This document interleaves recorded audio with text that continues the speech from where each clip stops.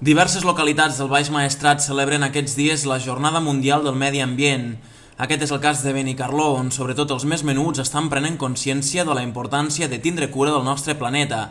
Així ho han indicat des de l'associació Llei Verda, que al llarg de divendres i dissabte continuarà amb la seva tasca de concienciació. Exactamente el Día Mundial no es hoy, pero aquí en Benicarló lo están celebrando hoy durante 3 días. Entonces, conjuntamente con el Ayuntamiento de Benicarló, en la Regidoría de Medio Ambiente y Llei Verda, que somos nosotros, y contratados por Fomento, se va a hacer pues eso, el Día Mundial 3 días para celebrar el Día Mundial de Medio Ambiente. Entonces lo que se pretende es acercar a los niños y las niñas pues un poco talleres y juegos para sensibilizar sobre la importancia del medio ambiente y centrándonos exactamente en el tema de los residuos.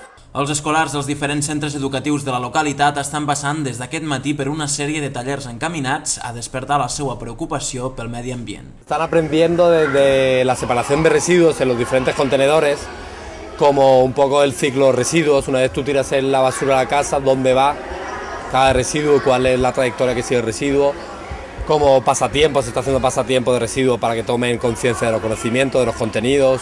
I a la tarda el treball s'està dirigint mitjançant xerrades cap als adults. La cita fins al dissabte a la plaça de la Constitució.